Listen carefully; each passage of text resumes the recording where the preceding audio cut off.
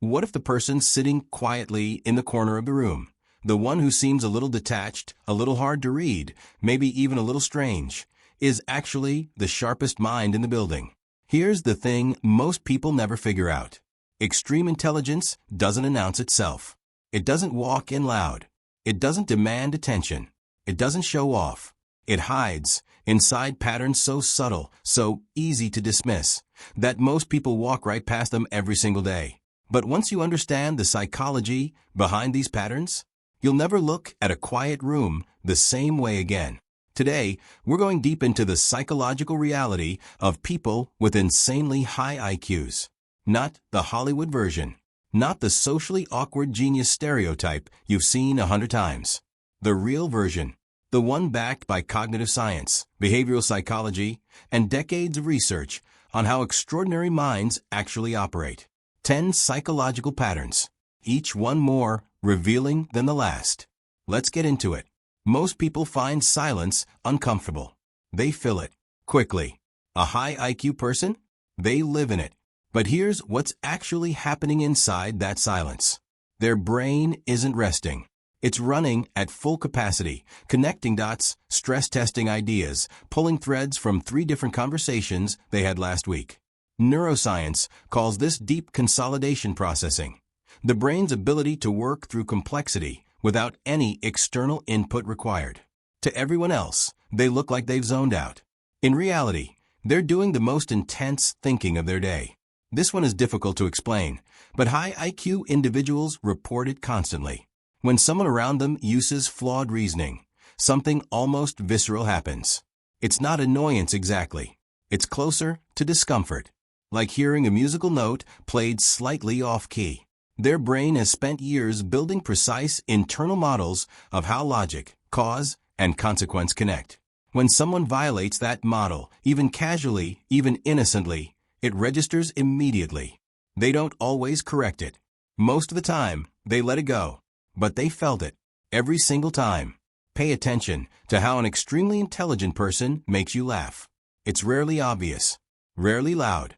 It's the kind of joke that makes you smile 3 seconds after it lands, because you needed a moment to catch up to it. Psychologists who study humor and cognitive ability have consistently found a strong link between high intelligence and what's called incongruity-based humor. Comedy built on unexpected connections between ideas that shouldn't logically fit together, but somehow perfectly do. Their mind sees the gap between what is and what could be, and finds it funny. Most people around them don't always catch it in real time. That's partly the point. Here's something no one talks about enough. For a person with an extremely high IQ, knowledge isn't light. It's heavy. The more you understand about a system, a relationship, a political situation, a business decision, the more you can see what could go wrong.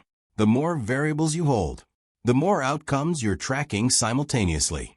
Psychologists call this the burden of cognitive complexity. The sharper the mind, the more dimensions of a problem it automatically loads. This is why many high IQ individuals can appear anxious, withdrawn, or overly cautious.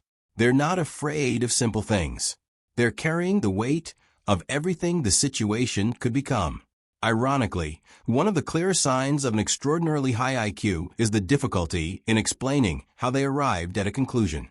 Because they didn't follow steps.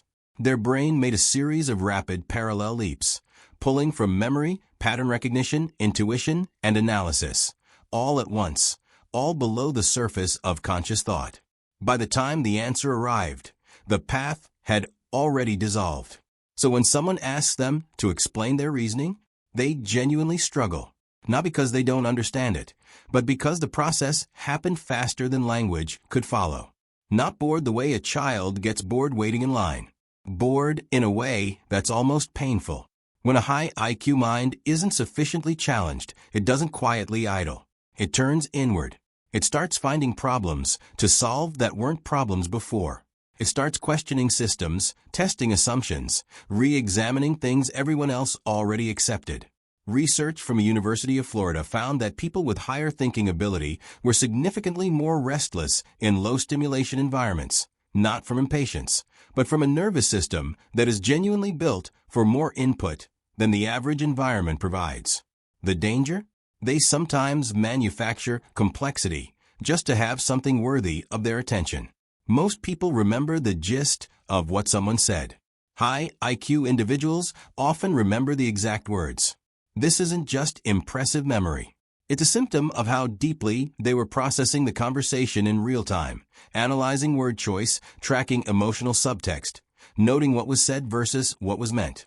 And here's the quiet consequence of that. When someone contradicts something they said 6 months ago, a high IQ person already knows. They notice the shift. They filed it. They're watching to see if it becomes a pattern. They rarely bring it up, but it's there, logged, time-stamped, and quietly informing how much trust they extend going forward. Tell someone with a genuinely high IQ that they're so smart. Watch their reaction carefully. Most of the time, it isn't pride. It's discomfort. Sometimes it's almost irritation, because they are acutely aware of everything they don't know, every gap in their understanding, every question they haven't solved, every conclusion they're not yet confident in. Stanford psychologist Carol Dweck's decades of research showed that individuals with deep intellectual engagement respond far more positively to recognition of their effort and process than to labels about their ability. For a high IQ person, being called smart feels inaccurate, because from the inside, all they can see is how much further there is to go. Hand a high IQ person a single problem, and they will almost immediately zoom out. They don't just see the problem.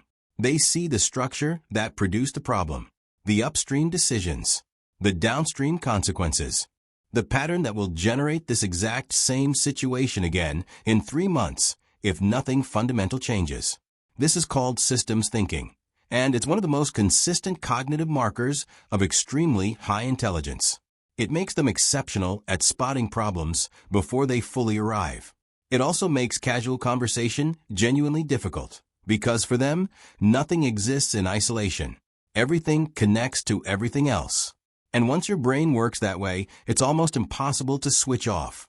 Not because they're night owls by habit, because the world gets quiet. The notifications stop. The demands stop.